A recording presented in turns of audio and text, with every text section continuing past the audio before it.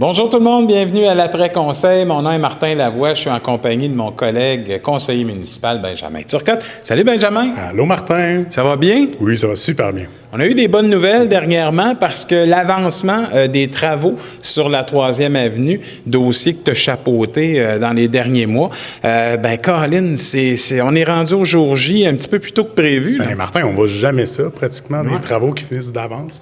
On se fait tout le temps parler dans les médias de retard, de dépassement de coûts, etc.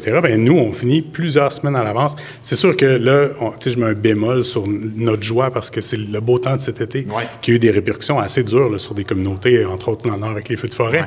Mais c'est sûr que ça a aidé l'entrepreneur qui a mené les travaux. Puis tu sais, les commerçants ont super bien collaboré aussi. Il y a des commerçants qui m'ont dit que la population avait aussi continué de fréquenter les commerces, tu sais, à travers les différents parcours qu'on a mis en place. Fait que tout le monde était super positif là-dessus. Ça augure bien pour la suite parce qu'il va y avoir des suites aussi. On va faire la phase 4, là, probablement l'année prochaine, c'est ce qui est prévu. Ouais. Donc, on est super content. La population va pouvoir commencer à réutiliser la 3e avenue très prochainement. En fait, mercredi soir, j'allais me tromper, parce que d'habitude, les conseils sont le lundi. Ouais. Mercredi soir, le 6 septembre, à partir de 17h30.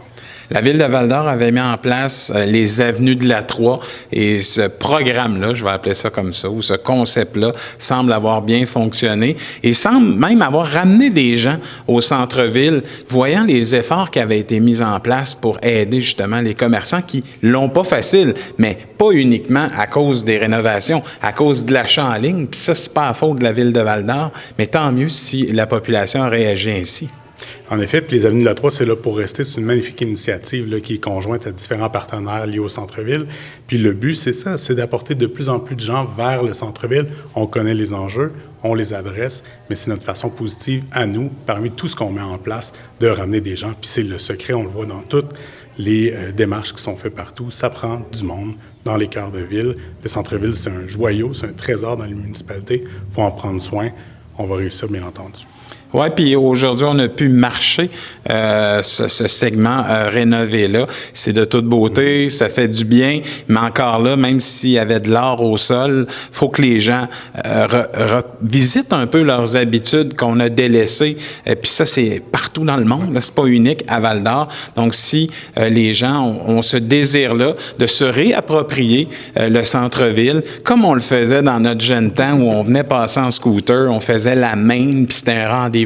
Mais en même temps, faire la main, ça n'encourage pas les commerçants. Donc, tant mieux si on vient y marcher puis que les horaires des commerçants est plus grande et qu'on a le goût de dépenser chez nous. Exactement. Puis, comme tu le dis si bien, la 3e avenue à pied, présentement avec les aménagements qu'on a fait, puis là, les arbres vont être plantés au printemps prochain parce qu'on va éviter des bris cet hiver, entre autres, avec le déneigement, mais la 3e avenue, marcher, on va en faire une place de rencontre entre les gens, de ramener ce petit sentiment-là, tu parlais d'avant, là, de se rencontrer sur la rue.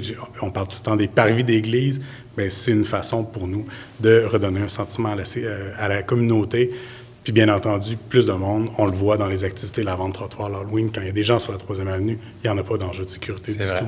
Donc, c'est positif. Je me permets de rappeler aux gens que ce qui a été fait était nécessaire. En dessous là, de l'asphalte, il y avait des travaux à faire. Donc, c'était pas juste un luxe de dire on va faire ça beau. C'était un tant qu'à y être justifié. Là. Exactement. Puis on a eu une bonne frousse là, avant le début des travaux, quelques semaines avant, là, un bris d'une partie de tuyaux.